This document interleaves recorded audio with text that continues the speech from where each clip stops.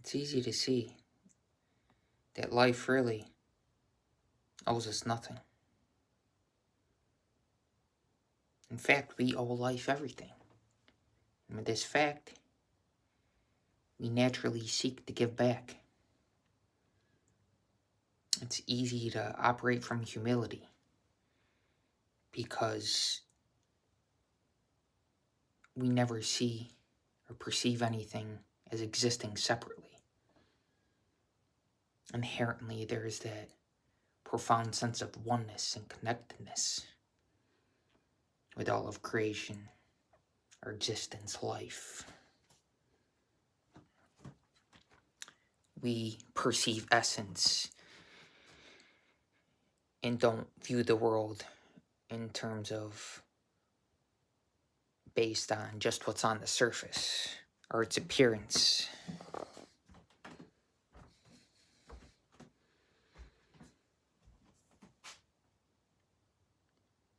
There's that sense of I amness now. Earlier, someone was saying, "Oh, I'm so tired." And I said, hold that thought. Because it's very important to objectively observe our thought process. Because then we'll see that the creative power within is the cause of every outer circumstance. And thus, there will be no separateness. What is without is within. There is no difference. Fundamentally, of course. But subjectively, some people may not feel that connectedness if they haven't taken the time to do the inner work and to objectively observe the thought process. And to be conscious of what they say I am to. Because when you say I am to something, you're attaching your awareness to something. You're identifying with something. And that creates and shapes outer circumstance, outer reality, this worldly reality, this three-dimensional reality. It makes its appearance in a time sequence, in three-dimensional space, in its appearance. The screen of space, which simply reflects our inner essence, what we imagine with it, the creative power within us. And of course, ultimately, existentially, fundamentally, ultimate reality is beyond imaginal activity. But in terms of worldly reality, we want to consciously be aware of the thought process. Not one single thought slip by our conscious awareness. And thus we allow through being simple awareness, simply observing the thought process, we allow our subconscious to become completely conscious. So that the subconscious mind is no longer really subconscious. It's completely conscious. You become superconscious. Some people think their thoughts are hidden, right? It's private. But really, nothing is hidden. The I within us, there's an I from which nothing is hidden. That awareness, the eternal witness within our heart. That is beyond being intellectually smart. It's way beyond intellect. It's beyond logic. It's beyond reason. Of course, that's an aspect of the human experience. But If we think that's the only thing to us, and it's called the human condition. Because then one lives conditioned. They live based on a personal identity, a mental identity, and they allow that mental structure, that self-image, to refract and try to control God's love, which naturally wants to express through them, manifest through them, into so-called outer creation. It wants to project and emanate from their heart without any intellectual interference, without any self-image saying, oh, this one deserves my love and that one doesn't. I have a preference for this and an aversion for that. I have this attachment and I see this is separate from that. No, I'm speaking like that as an example to see, because believe me, I've been there and I can relate to it, and thus I'm empathetic towards that state of consciousness. Because once you witness the contrast, there's a profound sense of freedom and liberation, and something within just wants to share that with all of creation, because you don't see anything in terms of separation. It's a fundamental illusion. And really, from a certain standpoint, from a spiritual standpoint, all thought is vanity, all concepts are vanity. But in terms of worldly reality, you want to understand that what we say I am to shapes our reality.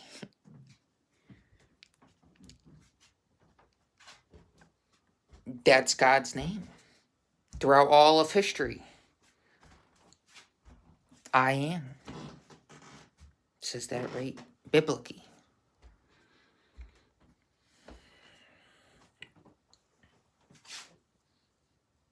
And a lot of people use that name in vain several times throughout the day, following that I am statement with something negative, with negativity, with lower level emotionality, because they haven't done the inner work to let go of those emotions subjectively, so that they can transcend the worldly and simultaneously exist within it with a certain groundedness from their center,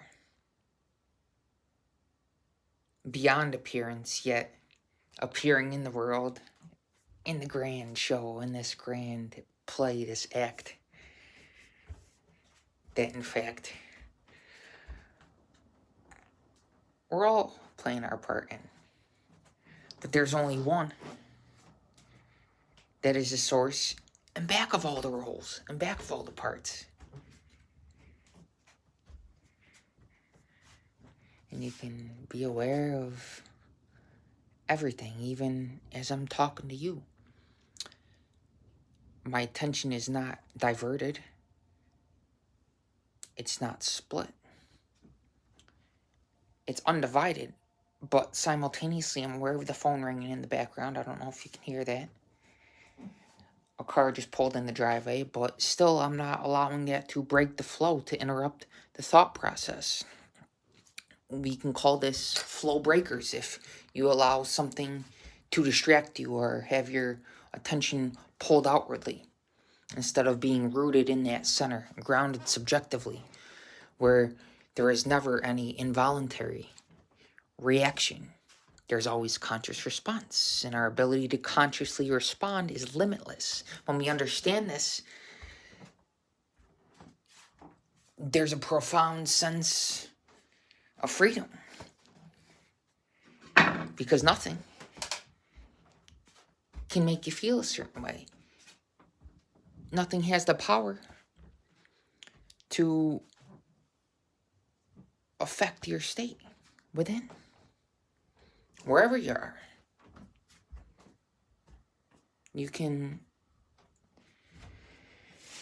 sit in that profound peace, even amidst seeming chaos, what may appear to be chaos outwardly. You can sit in that groundedness and simultaneous transcendence without any iota of worldliness. You're in the world, but not of it. And I speak from this place.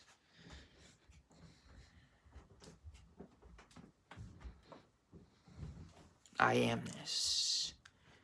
We want to be aware of what we attach our awareness to.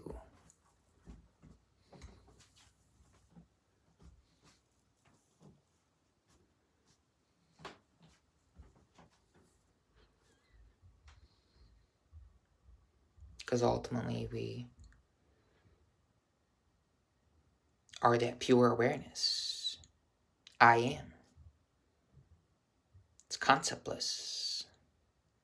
To be able to simply sit in silence and be aware of all of existence.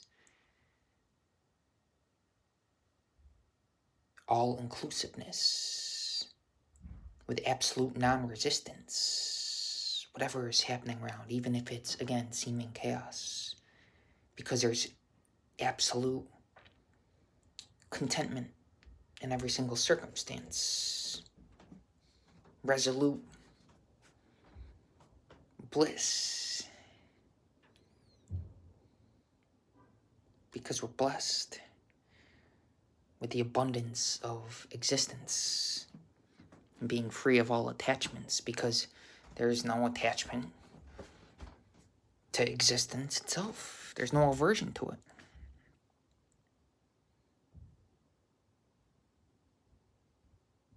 Because we're aware even beyond life and death as that pure awareness. And we don't see any separateness even between life and death, because it's all a part of the same process. But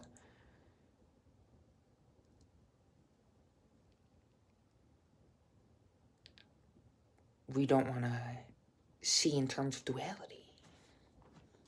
Life and death, that's seeing something separately. In reality, there is no life and death. There is no non-existence. There is no. There's only yes. Yes to life. There's only existence. And it's an eternal process. And you are that process. I am that process. And the beautiful thing about this is we're all unique individual expressions of this self-same process. Self with a capital S. And when we really grasp this, not necessarily mentally, but we feel it deeply viscerally, and of course there is that mental aspect and element as well. But when we exist with this brain-heart coherence, when there is no separateness between the heart and the mind, and we transcend time, we naturally exist with bliss. Because our very existence is that of transcendence.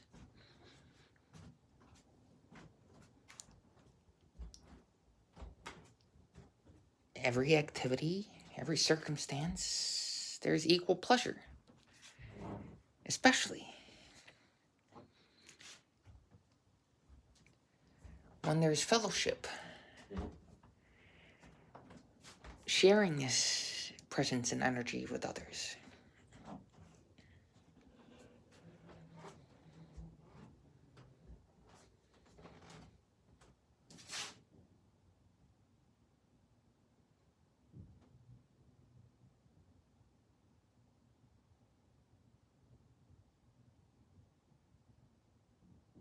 Life has a plan for each of us.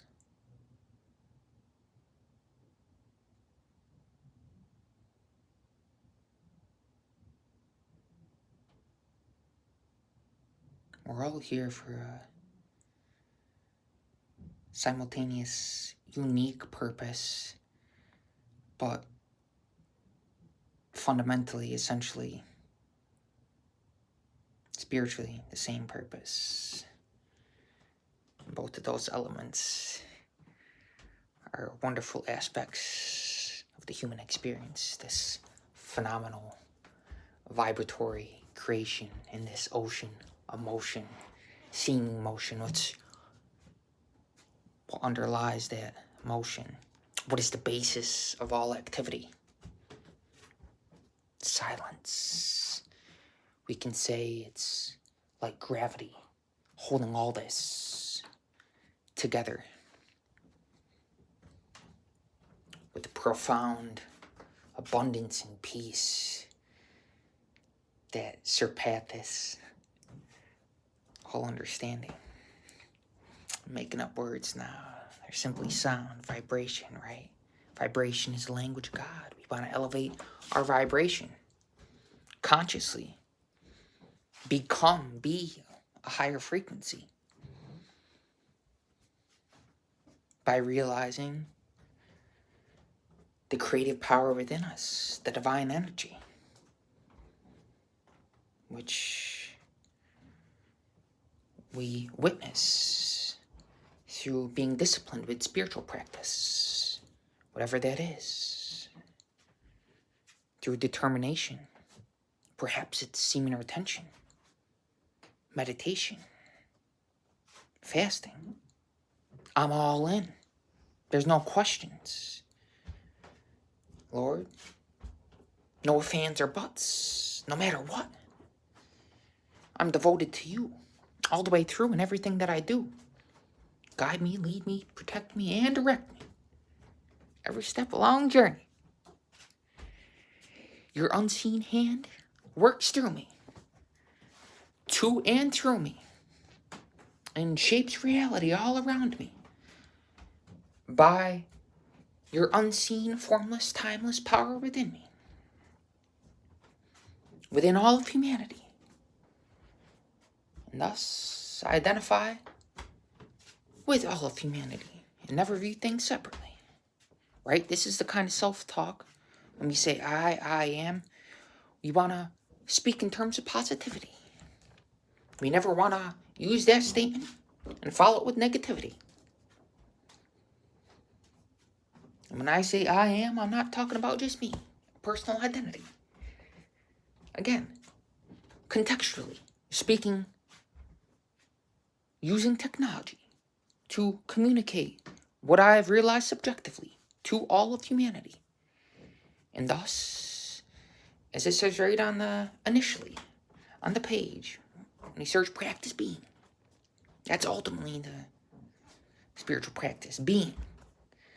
Right on the page, first thing you'll see technology is a blessing because it's really all about how we use it. It doesn't use us, right? We use technology. It's all about how we use it, our intention, why we're using it, the reason behind it. Again, reason is an important element, but we don't want to get polarized to it. We don't want to be stuck there. We don't want to be mentally attached to it. We don't want to be polarized to the masculine energy, which is beyond gender. It's within both male and female. We all have masculine and feminine energy within us. We want this divine energy to be operating at full force and in proper balance so that we can focus ever more deeply and thus realize that we are this divine energy and thus consciously raise this energy within us and exist from a higher frequency. Even modern science will tell you that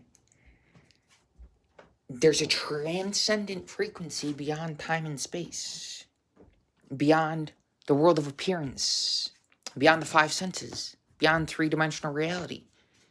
It's dimensionless. It's fathomless, timeless, formless.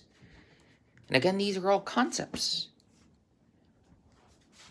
But fundamentally, it's conceptless. But the energy itself, in back of the words that are spoken, serve as a spiritual transmission. And they're so sweet coming out, you want to try to contain it and hold it in. But you can't contain all of it because it's boundless, it's limitless. And the body physically is limited, right? We're limited in activity, what we can do outwardly. And thus the crudity of outward activity is apparent. But when we can simply sit and be silent and be motionless,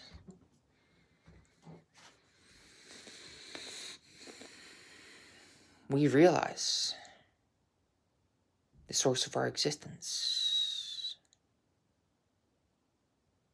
which is none other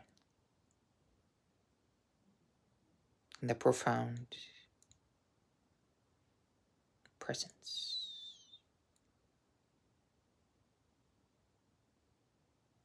and infinite intelligence. Whatever the label, don't focus on the label. Focus on the essence. The label simply a symbol. It's an appearance. Focus on the essence of the words spoken.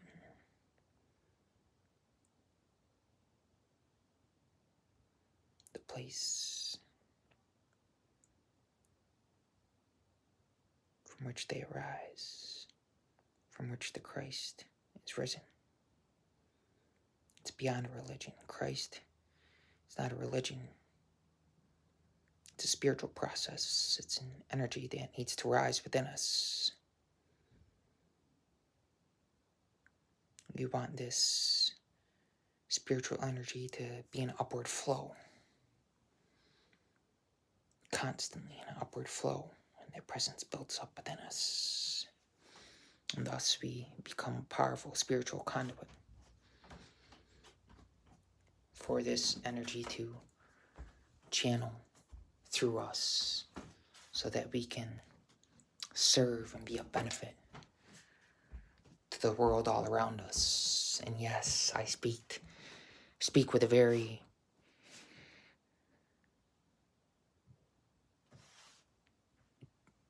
truthfulness represents directfulness. So I speak with a certain directness.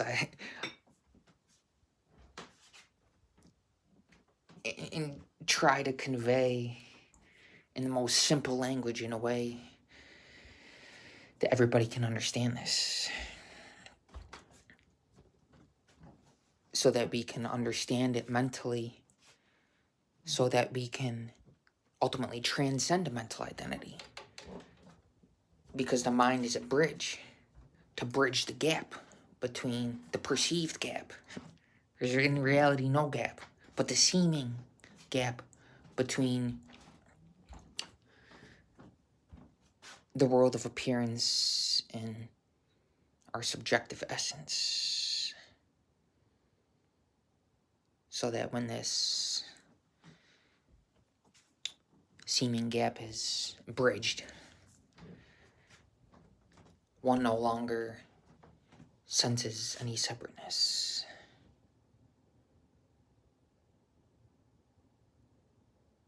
But feels that profound sense of connectedness as the source of life, as the very presence within us. And thus, we exist with the beautiful bliss, with the abundance of existence.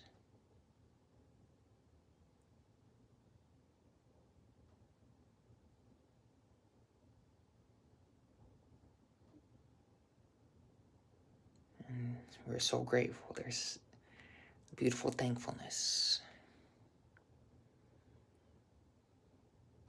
And gratitude precludes all pride. There's no room for pride or arrogance or self-importance, because with that thankfulness, we're completely surrendered. There's a humbleness. There's nobody to claim it. There's nobody to say I'm humble or I'm this or I'm that.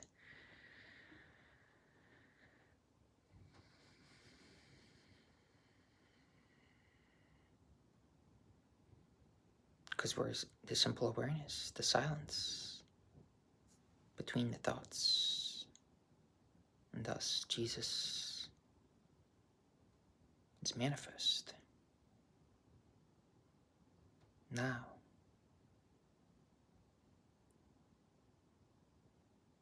Is only place that energy is found.